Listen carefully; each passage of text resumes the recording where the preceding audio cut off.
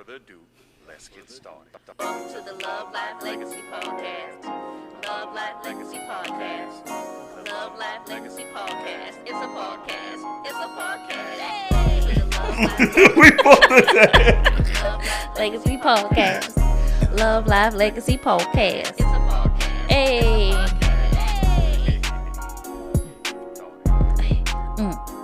Started. Why do I always play the wrong Started. one? Hey, this one's cool for me. Started. Hey, it's a podcast. We desire to share our love, life, and I was legacy. like, how you turn that on? Hey, let's get started.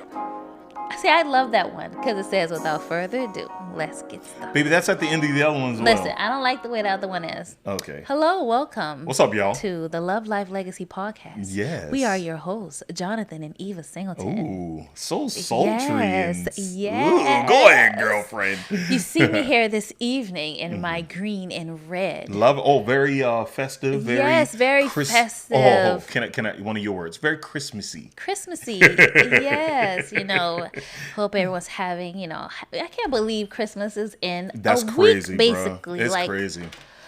It's but crazy. it's okay, you know. Transparent moment real quick. What? Dealing with time. I got jealous of our daughter, Which one? Joy. Why? Joy made a comment downstairs that made me realize that we're getting older. Dang. She said, time don't seem like it's moving. Dang. And I didn't say anything. The oldest two already caught up to us because they keep saying time moving too fast. So she's still in that childhood. Exactly. And I'm like, oh my man. gosh. Enjoy it. Oh, tell Joy to enjoy it. We're so cheesy. Yeah. But yes, so we just wanted to come before you quickly. In the glory of the Lord. No, I had to get that off. Yes. In the glory of the Lord. Just to do a little quick recap to a conversation. One of our videos on TikTok has, don't look at the numbers now because I know ain't no big numbers to y'all, but it's big to us. Big to us. But it's getting some views, and I just wanted to address a few of the comments on there. So listen, so we was talking about parenting as millennial parents, and we have children that are coming up. But the difference between us having the conversation and some of the viewers having the conversation is that we're talking from the perspective of a teenager / adult type of parenthood kind of relationship. So in the video, and I'm pretty sure Jonathan's going to loop it all in there for you guys to, touch it and see it and view it again. But we were just basically saying that, when we were children, we didn't understand what our parents was telling us or why they did certain things. And we said, made certain, I don't know, it's not a value, but we made certain, I guess, what word am I looking for? I'm going to just say it like this. We made certain statements to say that, we're going to let our kids talk. Oh, okay. We're going to let our kids do certain things. And, we parented our children. We raised them up based on our hurt and us feeling misunderstood by our parents. And in us doing that, it was cool when they were younger. Right. But as they got older, it was like some lines were crossed. You know what I'm saying? So, and then it made me think, especially in a Black home, I'm not your little friend. That comes up because when you form these relationships in a way that really becomes unhealthy. You think it's healthy because you're having these good conversations, and when the conversations is good, it's good. Right. But when the conversations go bad, it goes really bad. So when Jonathan and I were speaking on the video, some of the comments were saying, not necessarily in disagreement, but was telling us that it's working for them. And then Jonathan would usually reply and say, well, how old is your children? Right. And they'd be like, 9, 6, 5. Like, of course, parenting your child at that age is easier. Yeah. I mean, their opinions are, really innocent. And I'm not saying that as they get older, some of the opinions are not going to be innocent, but they're not challenging who you are. They are... their worldview hasn't been broadened yet. Yeah. Because they have not grown up and, they haven't shifted. They haven't entered in puberty yet. Your body brings about a change for you to be able to see the world in a different lens. Yeah. So at 9. And different influences. At 9, your lens and influences are still small. Yeah, for the most part. Probably Probably not for everybody. Not for everybody. But for the most part. For the most part. And also for the most part, that lens and that perspective changes at 13, at 14, at 15? 15, and then at 18. So just to caveat what my wife was saying, our age range, because I don't think we say this a lot, especially on TikTok. Yeah. It's 18, 16, 13. Well, she about to be 13. Yeah, I'm qualifying it now. Okay. Yeah. 13, 9, and 8. Yeah.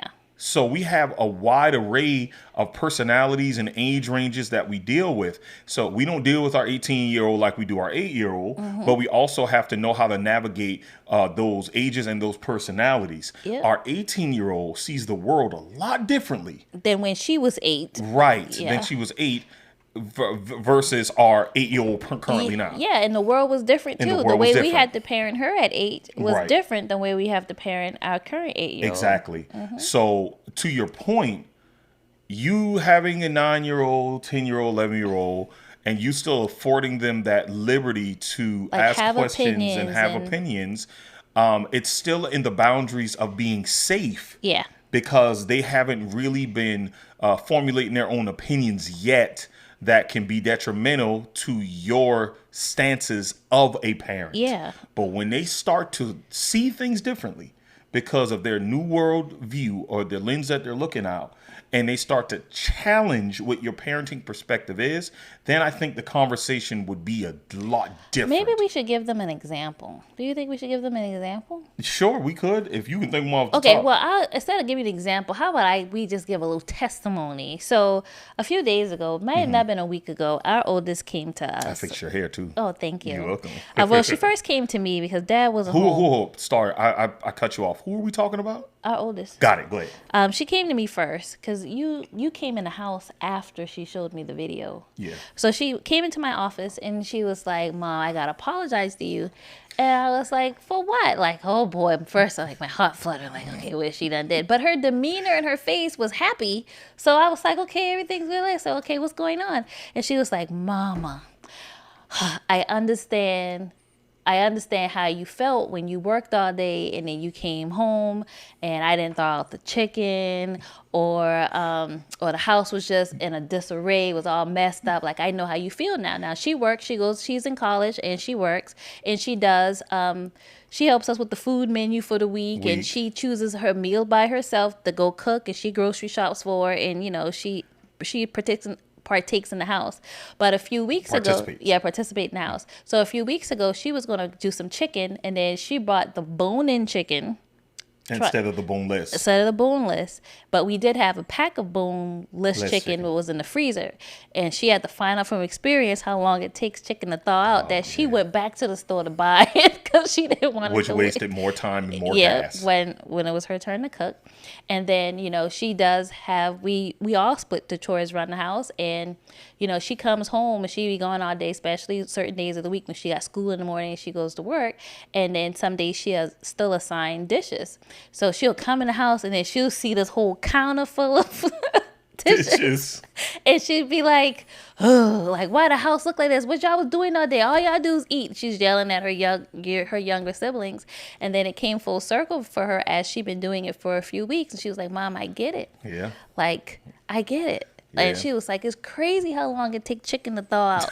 You know, because in the summertime, you know, if I be like, "Thaw out the chicken," you know, when you get up or whatever, and then they try to throw it out right when I'm on my way home. Try to thaw it out, yeah. Yeah, but they didn't feel the brunt of it because I still made sure we ate, or Daddy made sure we ate. So when it's your turn to cook and you ain't got no chicken and the whole family like, "Okay, Jayla, what time we gonna eat?" You know, that's a different type of pressure. So let me go get a new pack of chicken. Now you had to make a way, and I enjoy those life lessons with them, you know, because we tell them that this is our training ground. But it's little things like that. So as a teenager, oh, you know, why I gotta thaw out the chicken, or why I gotta wash the dishes, it ain't, or how they say it ain't that deep. Yeah, or it ain't that serious. Was a thing back then. That was a thing, and we had to cut that out. Yeah, like, you're saying it's not that deep because you don't understand. And to your point, our oldest had to gain perspective through life experience. And that is when she got it. Yeah. So it may not be deep because you haven't experienced it yet, but keep living. Yeah. You'll experience and you'll see why it's so deep. Yeah. Because we have to now pivot and now try to rush to make another arrangement before it gets too late, considering that you got to be asleep at a certain time so you can wake up on time to be at school to be productive like you're supposed to. And without having those things in order, you just kind of mess up the flow of how the house is supposed to run. Children don't understand that. Because they don't have to be responsible. And then her gaining, and then her cooking and stuff like that. I was like, she be volunteering. It's not Yeah. because I don't want nobody to think we be pressuring her like she has to cook to live here. She doesn't. She's a good kid. Yeah, she really is. And that's another thing. I didn't want you guys to think that when we're talking about our children that the whole experience is bad. It's not. Right. It's just the moments and us evaluating how we parent Yeah. and understanding our children as they're growing up and what lessons learned are they able to take. And so now we're able to say, hey, when you have your children, make sure you keep that line. And then what's also awesome is that our two oldest was able to see the change in how we parent, and they have an appreciation for it. Yeah. So even the way that they approach us about certain things they don't like, it really comes with respect, because it's more of asking a question, not the attitude or,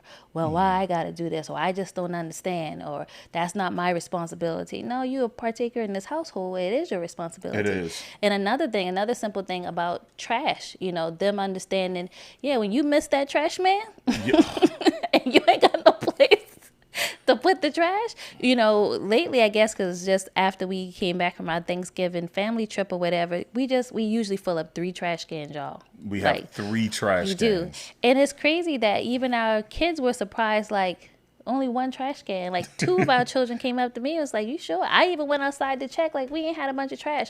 But before, it would be like they wouldn't care, they wouldn't pay attention to it, but giving them that responsibility and making them bring the trash from upstairs and from their room and stuff like that, now they understand why the trash do need to be downstairs at a certain time, why somebody do need to have it at a curb.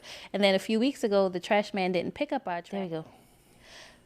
And we're back. Yeah, and we back. It's just a few weeks ago, all our kids were complaining. Our son, who brings the trash can to the curb, he was a little bothered they didn't pick up his trash that he put to the curb. So I also appreciate having them partake in the responsibility helps them understand why they have to be a part of it.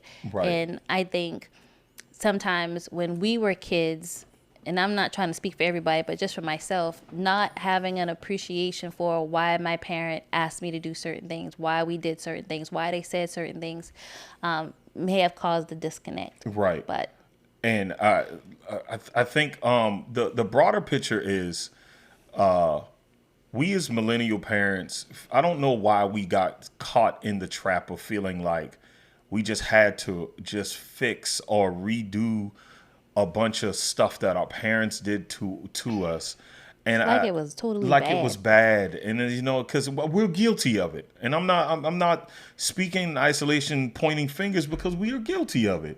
Our parents did the best that they could, but not all of it, and how they handled it was bad. It wasn't. Because some of the things that we can see even in our kids that are lacking, I feel like we got it because the way our parents parented us.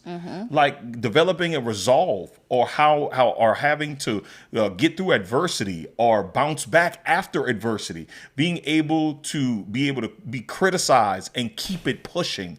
It's like, that helped us when we got in the world, and now the rates of, people harming themselves or, doing things. It don't even have to be that extreme, well, babe. Okay, sorry. No, I'm agreeing with you, but I Right. mean, like, just on a small level. So in my profession, right? So one thing that I teach about is the multi-generational people on jobs and in workplaces, right? And so you have these different range of people that's working together. And then I don't want to give the rate because I'm probably going to mix it up with something else, but the ability to take just general feedback is decreasing Right. with the more generations that are entering the workforce. And a part of giving and receiving feedback is a pivotal part of anybody's career. So it's like, we didn't even know the competencies we were developing, like when you was talking about resolve and things like that we were able to come to because we were left to ourselves in a way so that we could figure things out. Right. Which That's a great yeah, point. and It's a really and good now we point.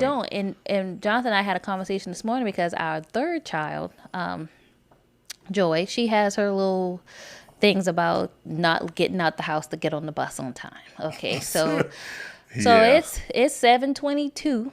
She supposed to be outside 7:15.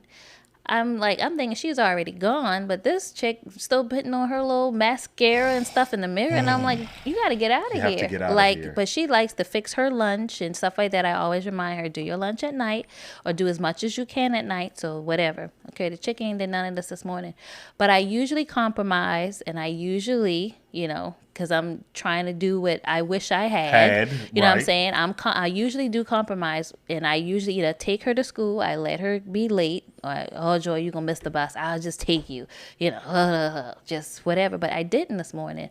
And when I say Joy was upset, she was upset. And I was like, just get lunch, just get school lunch. You have money on your school account. And she was like, well, I don't know the pin to get it. I said, well, you'll figure it out. You need to ask an administrator, ask your Right. teacher. Right. It's probably whatever your number is or whatever. Right. And you can just get it. And she was like, but I just don't want, you got to figure this out. Exactly. If you're not going to get up on time Exactly. and be conscious of the time or whatever, I'm not going to always be here in the morning time to be able to take you to school, especially not next semester, how my classes are set up. You got to get out of here. And it had hurt me because I knew I was disrupting her. She had left her phone after that, and she had forgot a few things because when my child our kid get frustrated, she just shuts down. But I have to help her in that area by giving that tough love. Exactly. And I usually compromise, and we both got comfortable when we compromising. But this morning I was like, no, I got to push you today. Because you got to figure it out. Yeah. Because guess what? The safety of our home is eventually going to run out as you get older. Yeah.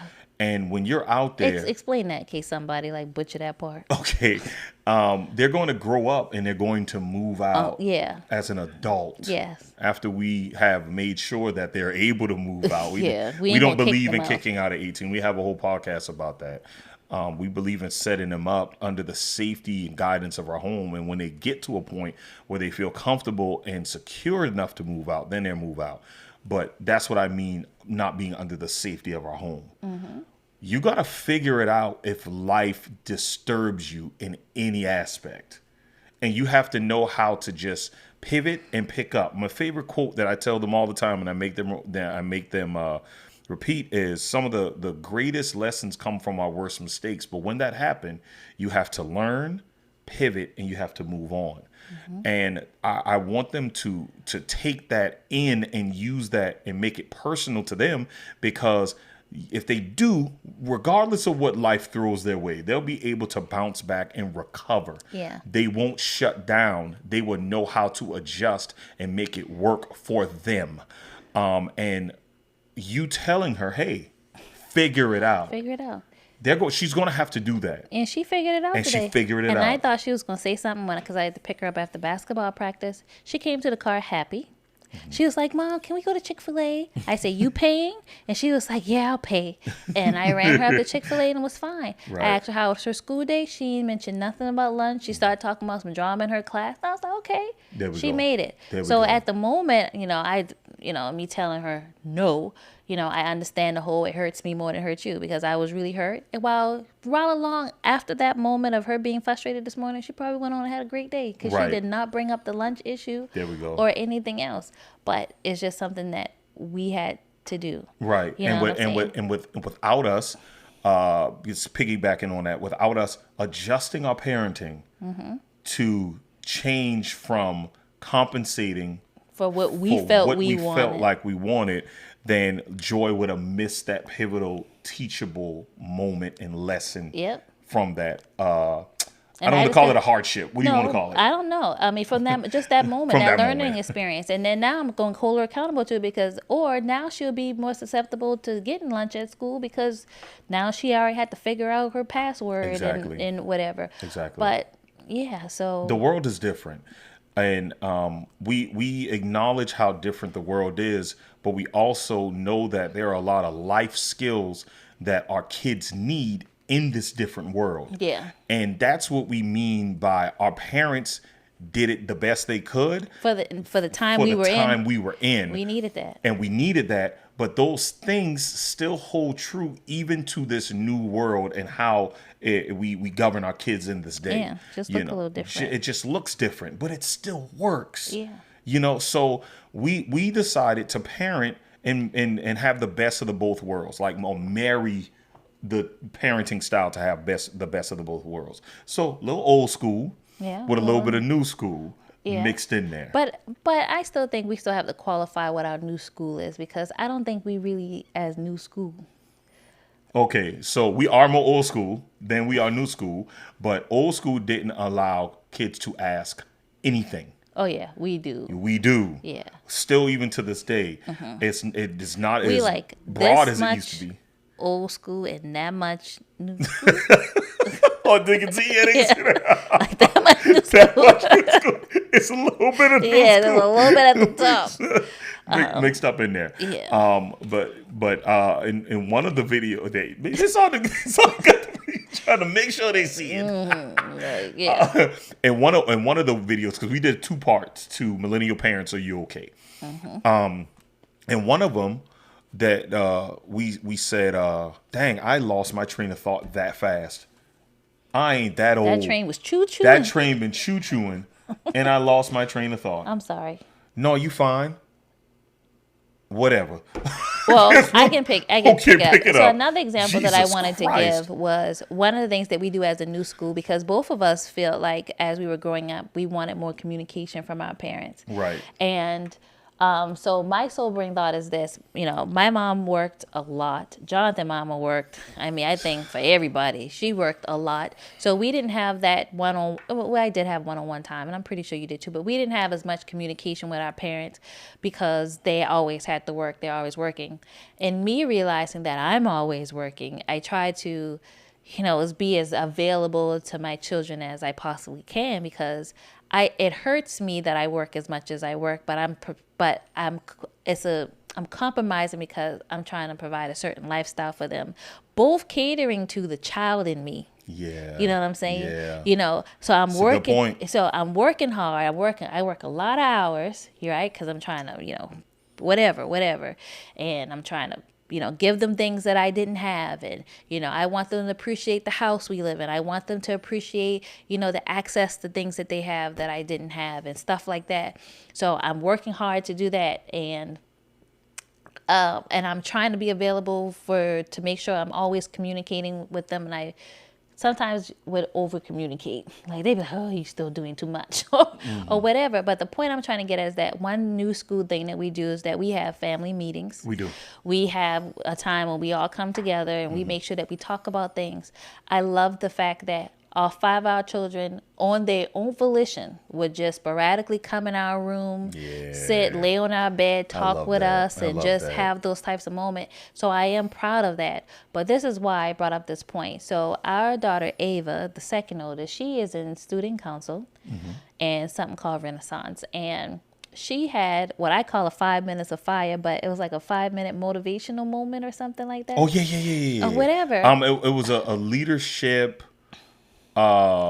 summit.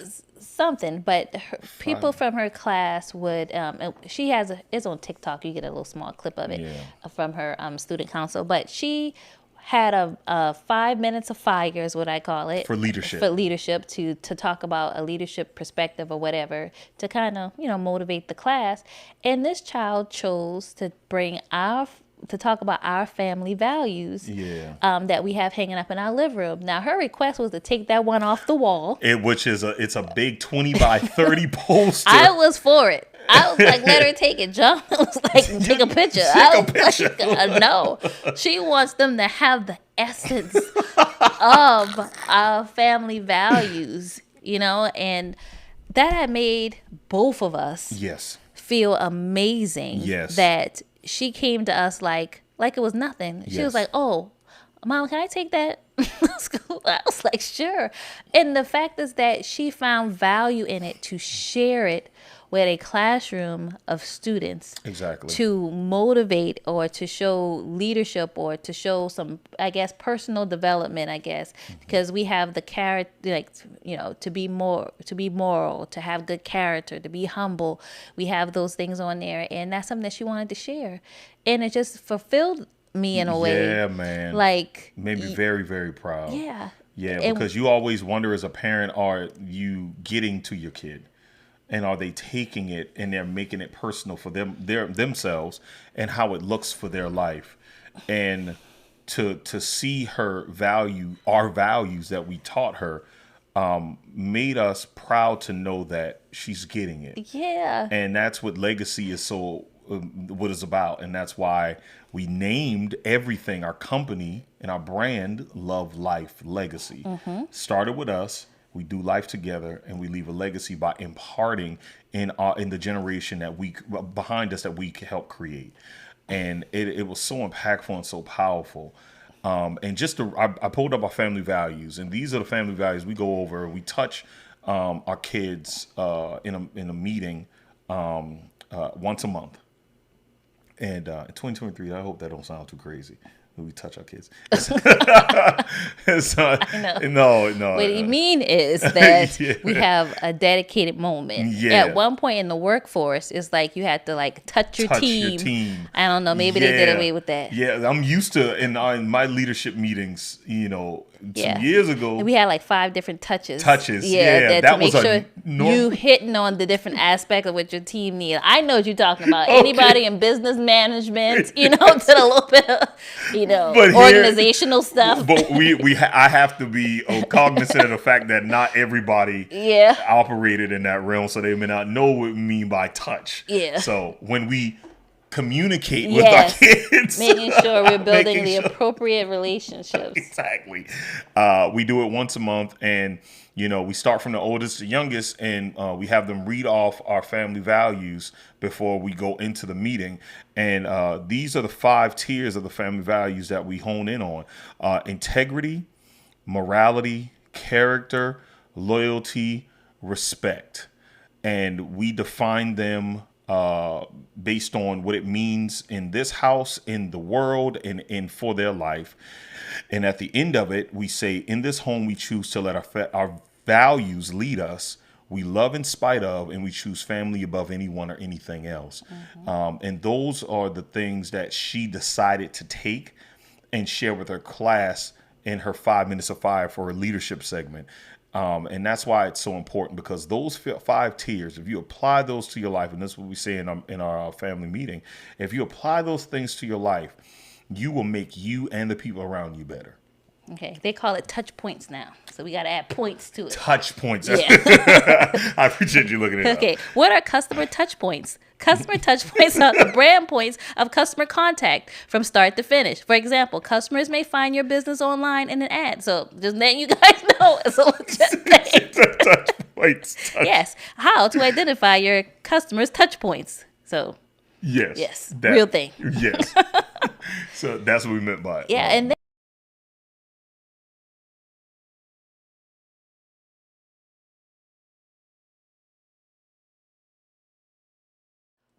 we used to do family meetings usually in the past when like things happen. Like, okay, something going wrong, we need to have a family meeting.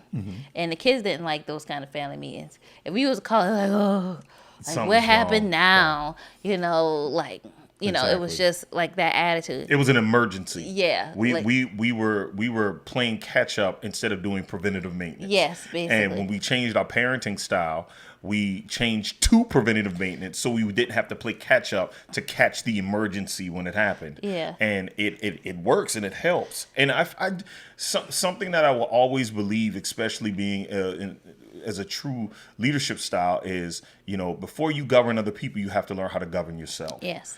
And us teaching our kids these principles in the list of family values is teaching them how to govern themselves, because we know that they're going to have to do that before they govern people. And that's on work, job force, that's in relationships, that's in school, that's whatever it is. So That's what we mean by preventative maintenance. You change your oil before your car or your engine locks up.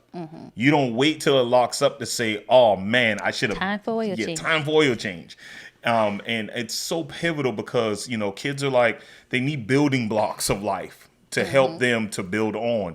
So even going piggybacking, now I hear it again. Going back to giving them the freedom to ask questions without the proper building blocks is dangerous. It's dangerous. And it takes time to develop the building blocks, and you only can do that in creating healthy boundaries. Yes, right. So they will know right, wrong, do's, don'ts. Yeah. I approach this way. I can't say this. Yeah. But you don't learn that just telling them, well, you can do or say whatever you want to. Yeah. Because I wish I had the opportunity Yeah. to do that. But that's not transferable. It's not. You can't do that in any other relationship outside of you. You can't. You can't go nobody's job and do that. can't. You can't do that in somebody's school. It's just when your household is your training ground, you're training them for the world. It's not just about you and your relationship with them. Yeah. So it's like, okay, how are they going to respond when they are a teenager with their manager or however? It's just as a way that you have to teach them how to navigate conversations. Exactly. And that's one thing that we do in our family meeting. Like anytime a rule change or something's coming up, it's like a real town hall, y'all. We have a little agenda.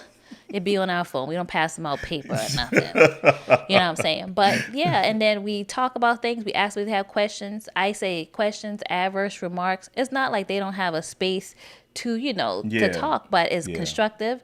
And then, if they feel like it's going to be like, I don't want to be disrespectful when I say this, kind of preference it. And be like, okay, let's, hit us out. We know that we're going to be treading lightly, or whatever. But it's a way that we're teaching them to communicate, which I appreciate. Exactly. So we late on December meeting, but we have a meeting this Sunday. Yeah. But the funny thing is that the kids was harassing us about when the meeting. When the meeting gonna be? When the meeting. And then we was supposed to do it, and Jonathan was like, "Man, we was supposed to," and it was like, "Okay, we doing it this Sunday." Everybody's schedule. It's on the family calendar. Yeah. It's not changing. So yeah, and then Jayla's schedule worked out for her to be there Sunday too now. So it's like, okay, boom. So in them coming to us wanting to know what's the updates in the house or what's going on or what they looking for 2024 or whatever.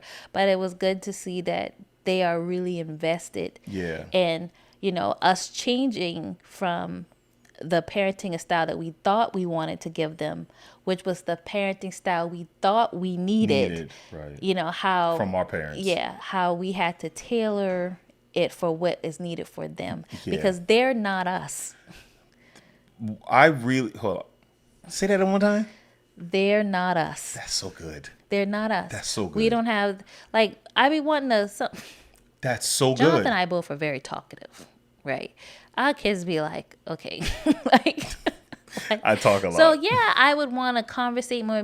They talk about how much we talk to each other all the time. They're like, y'all talk a lot. Y'all text a lot. I was like, whatever. But we're conversational. We are. My mom that's our relationship. My mom wasn't that conversational. She could be. My mom's not that. Yeah, either. but we're some talking people. We are. Like, one thing that I do when I'm sleepy. Oh my. It's like my brain wants to talk about everything. Jonathan would be like, okay, babe, go to sleep. Go to sleep. Be like, but I got something else to tell you. Just go to sleep, Eva. All right. I know. When he's at work, I be calling him. Last night I called you a few times. And I'm like, okay, I go into bed. 5 minutes later, baby. And I already know what it is. That's why I don't say anything. Like, okay, I going now. Yeah, He said, you we going? weren't that busy last night, so it didn't matter. Like, you going now? Yeah, yep, I'm going to bed now. I don't know. I just want to talk. But hearing what you said and why I think it hit me so hard is because you said they're not us. They're not. So if they're not us, why do we feel like we need to give them what we thought that we were missing from our parents? Because that's that hole in us. And then, when we talk about how we even parent them, we parent all 5 of them people different. We do. Because they are literally different. They not us and they not each other. Right. So we're giving them something that we felt like we need is us trying to close the gap in our childhood trauma that we felt And like it's not even trauma. Well, I know. I just wanted to talk, Yeah, yeah. but I have my little friends for that. Yeah. I didn't have it, so I'm going to make sure that they have everything that I didn't. I don't know. I just sometimes think that we pigeonhole ourselves as parents, approaching parenting like that. Yeah. And it doesn't give us room to evolve and adjust the way how we need to For them. for them, because we're always responding from our childhood deficit, and it's not beneficial for them because they are not us. And I really, that's a really, really, really good point. So parenting evolution requires you to take your childhood past out of the driver's seat of your parenting present and future. That's right. Like, you have to take your child out of and put your present parenting in the seat to see and govern your child's relationship that you want with them accordingly. You can't parent from your childhood trauma. We shouldn't. We don't even know we're doing it We don't know we're doing it. until we have our come to Jesus moment. That's really good. I'm sorry. I may not be doing the best job communicating great job. effectively, but that is really, really good. Even to us killing ourselves to afford them the luxuries that we felt like we wanted but didn't have. They get mad when they don't appreciate it. And they get mad when they don't appreciate it. You know what I would have did if I had this? You don't know because it ain't happen. It didn't happen for you, so you don't know that. And they're not you. They may not appreciate it the way that you felt like you would have if you had it. But guess what? You turned out the way you did because it was supposed to happen that way. Everything's 2020 in hindsight, right? Right. And Man, that's so good. That's really if that's good. the case, none of us would have a missed opportunity or felt like we should have handled a situation differently or any of that if we was going to do right by every situation every time. So even if we were presented for the things that we were missing, it doesn't mean that we were ready to accept it. It doesn't mean that we was going to have the right heart and mind in dealing with it. To receive it. Yeah, that's really good. I'm listening to, I kind of finished it now, but the Ruthless Elimination of Hurry by John Mark Comer. So it is a Christian-based book, but what I appreciate about it is like some of the statistics and the conversations that he was having, because I can be very impatient with life. So he's talking about the ruthless elimination of hurry, not to feel as though that you got to hurry up and, move through life and, stuff like that. But what he was saying was, because one of the reasons why we go so hard is that we try to keep up with these lifestyles, and it's not like dramatic. Like, I'm not trying to do anything crazy, but we do have 5 kids in 2023, going in 2024, and it's a pretty penny to keep up. But some statistics he showed that anything after 75,000, you don't afford you happiness. He said that is, and I don't remember who he quoted, but it's in the book. But he was saying that even if you live in California somewhere, anything after 75,000, and I could be butchering this, so please read it for yourself. Any income after 75,000, that's just what you feel that you need, but it doesn't add any value of happiness to your life. And he was like explaining that we missed the sweet spot. So if we could take what we actually have, right, and make the best of what we actually have. Sounds like me. Yeah, and grow. I mean, not grow, but and set ourselves up to be comfortable with the little bit. It will feel like so much more. So it's like, and then when we have conversations, I need to write a book. Go ahead. Another one. Yeah. So and when having conversations with our older girls who've been through a lot of life with us or whatever, they always shared a room until we move into this house. They'll tell you life isn't bad. Life was good. Right. You know what I'm saying? Right. So it's like us trying to rush and give them their own bedroom because that's something we wanted. I shared a room with my grandmama. Yeah. You had your room situation with your brother them. So it was like, we wanted to make sure all our kids, but we ain't had to have it. Right. You know what I'm saying? It's feeding into us, So it's like, just finding our place, understanding that a lot of what we parent from is us still parenting us. But, it has our little people faces on it. That's so good, man. That's so good. I got so excited, my stomach did like a roar. So it's good when you have your little people. They are very inquisitive. My son can talk a lot too. He can. But I love Okay. our jokey conversations, and he has some serious questions about life and stuff like that, and he does question things, and sometimes I gotta like, okay, you need to ask the question like this. And our youngest daughter, Elena, she's another one. I don't know, that girl is wise beyond her years, but Very intuitive. yeah, very intuitive. But I love entertaining their questions or whatever. But it's a different transition when they become teenagers. It is. Is the point? It is. Because it's like, they have their social media, they see other things, and like we try to always tell our son, it's like half this skits and stuff that you watch on TV, that stuff ain't real. Right. People talking to their parents like that. We don't do that We here. don't do that here.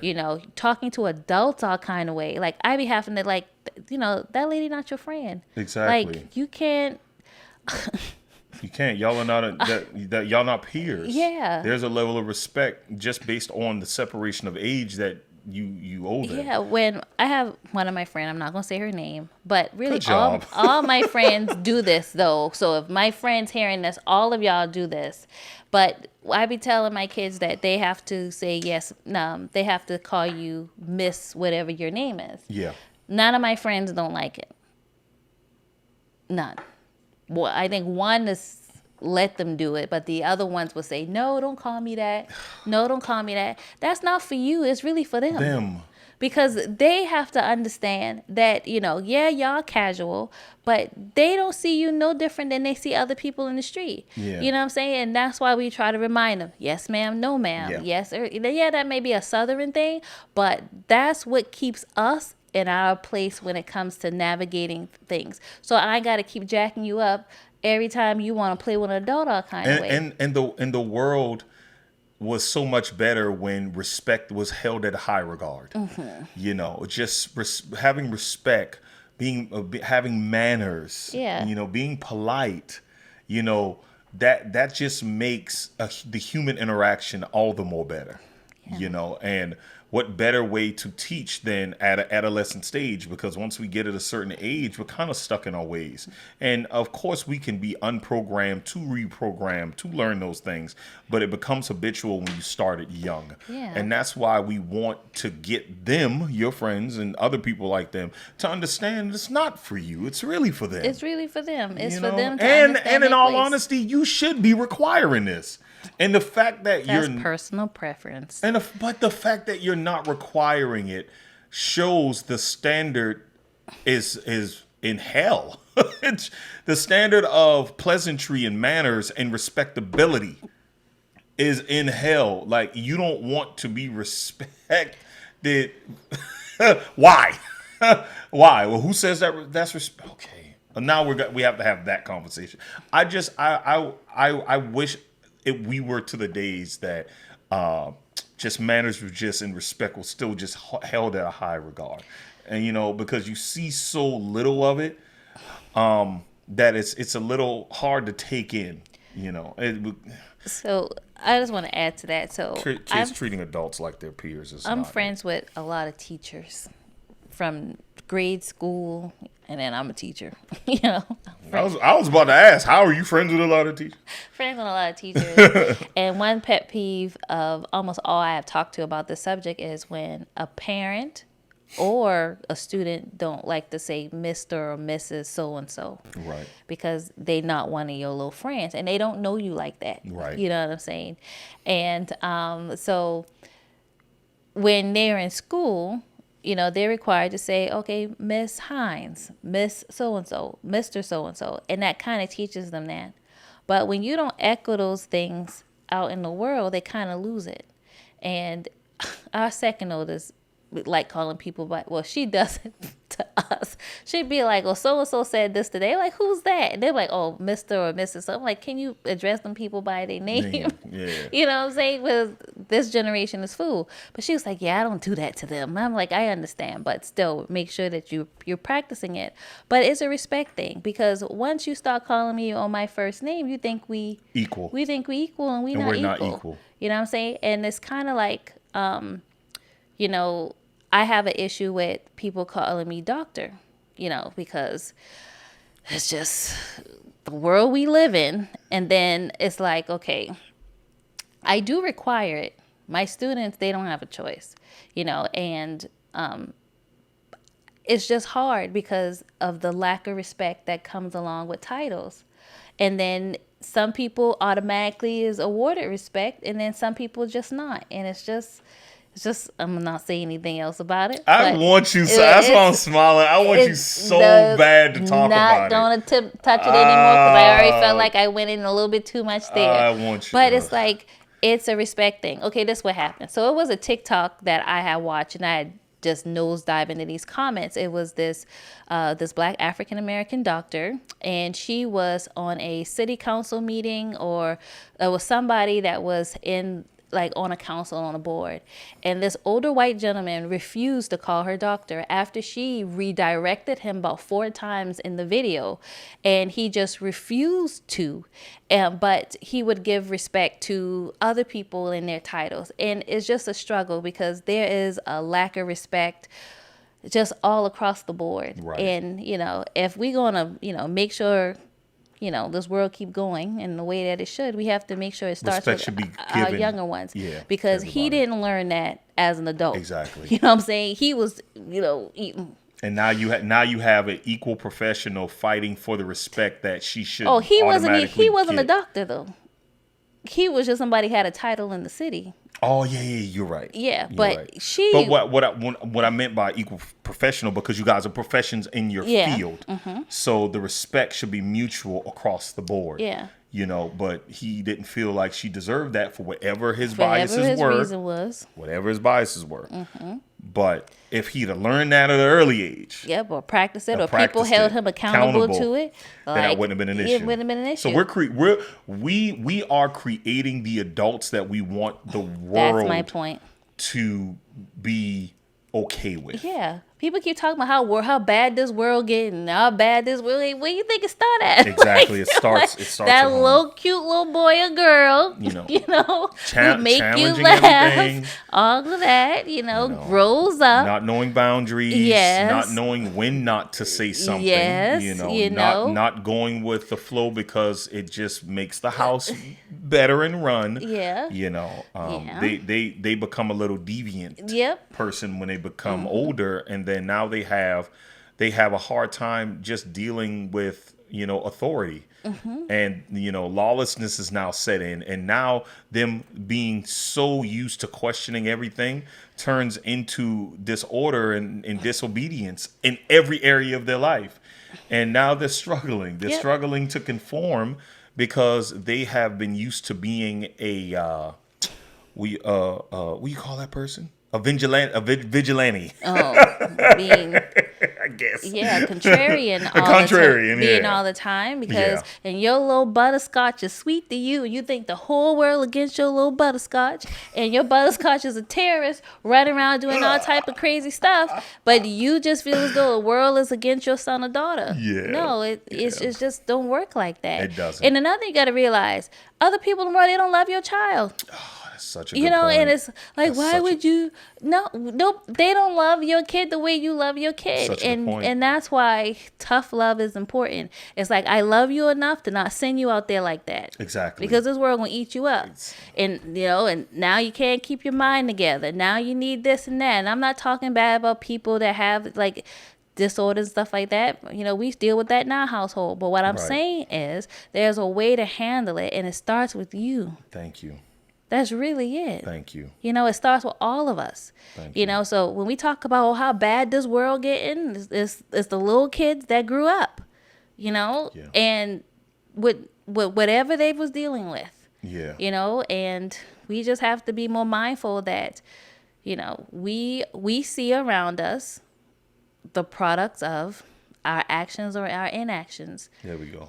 Because everybody got here, no matter how they got here, but some by a parent. Exactly.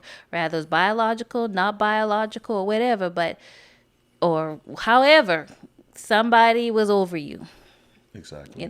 So. Got any closing thoughts? No closing thoughts.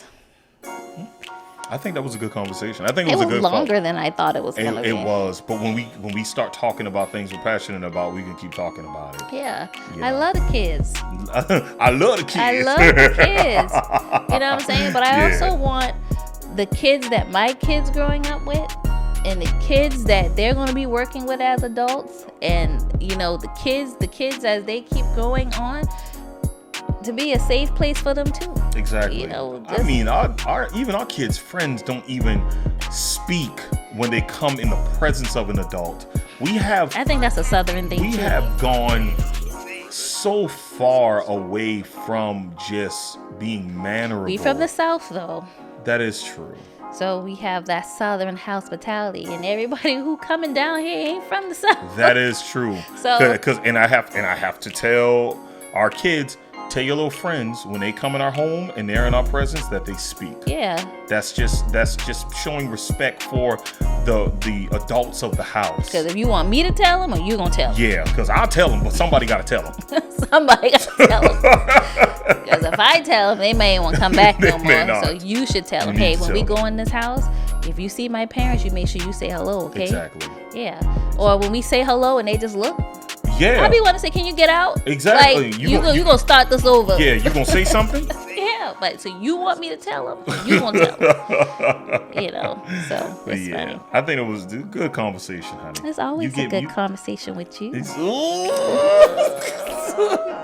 All right. Well, it was another good conversation. Just like every other time, from us to y'all, we will see y'all on the flip side. Peace.